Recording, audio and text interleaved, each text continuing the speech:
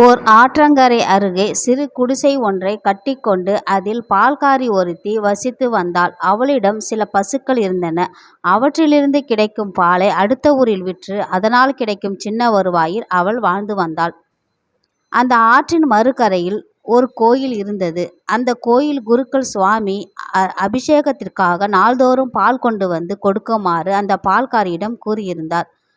பால்காரியும் ஒரு படகின் மூலம் மறுகரைக்கு வந்து குருக்களிடம் பால் கொடுத்து வந்தாள். அந்த பால்காரி இறைவனின் திருப்பெயரை எப்பொழுதும் உச்சரித்தபடியும் அவரிடம் முழு நம்பிக்கை வைத்திருந்தாள். தன்னை எந்த நிலையிலும் இறைவன் காப்பாற்றுவார் என்ற நம்பிக்கை அவளை சுறுசுறுப்பாக இயங்க வைத்தது. கோயில் குருக்களுக்கு இறைவனிடம் பரிபூரண பக்தி கிடையாது. ஏதோ கடமைக்காக இறைவனுக்கு பால் அபிஷேகம் செய்து வந்தார்.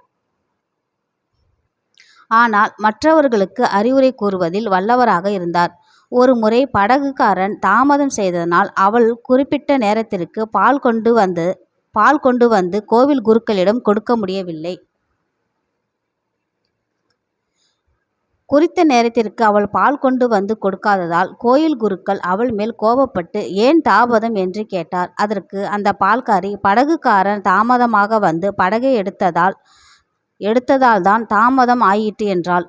அதற்கு அந்த கோயில் குருக்கள், பெண்ணே, இறைவனின் மேல் முழு நம்பிக்கை வைத்து அவருடைய திருப்பெயரை கூறினால் பிறவி என்னும் பெருங்கடலையே தாண்டி விடலாம். அப்படி இருக்கும்போது உன்னால் இந்த சிறிய ஆற்றை கூட கடக்க முடியவில்லை என்று கேலியாக பேசினார். மறுநாள் முதல் சுவாமி அபிஷேகத்திற்கு குறித்த நேரத்தில் பால் கிடைத்து வந்தது. ஆற்றில் பெருவெள்ளம் வந்தாலும் கூட பால்காரி மட்டும் குறித்த நேரத்திற்கு வந்து பால் கொடுத்து வந்தாள்.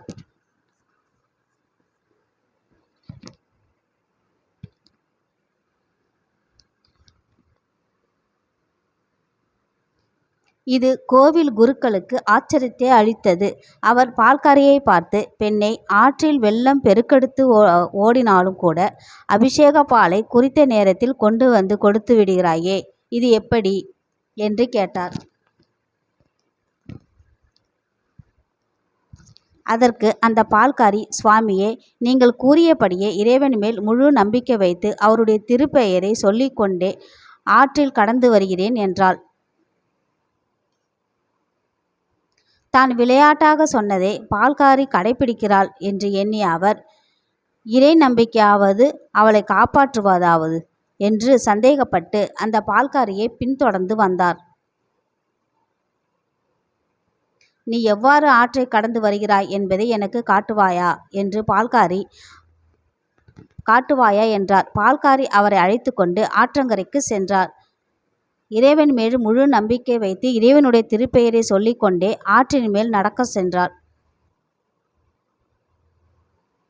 கோயில் குருக்கள் தாமும் அப்படியே செய்ய எண்ணி இறைவனின் முழு நம்பிக்கை இல்லாமல் வெறுமனே வாயால் இறைவனுடைய திருப்பெயரை சொல்லிக்கொண்டே ஆற்றில் இறங்கினார்.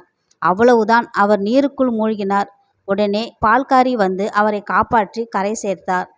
அவள் கோயில் குருக்களை பார்த்து, சுவாமி, இறைவன் மேல் முழு நம்பிக்கை இல்லாமல் வெறுமனே வாயால் அவர் திருப்பெயரை உச்சரிப்பதால் பயன் இல்லை என்றாள்.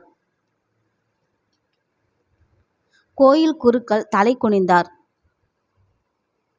நீதி: இறைவன் மேல் முழு நம்பிக்கை வைத்து அவருடைய திருப்பெயரை நாம் உச்சரித்தால் எந்த இக்கட்டான சூழ்நிலையிலும் இறைவன் நம்மை காப்பாற்றுவார்.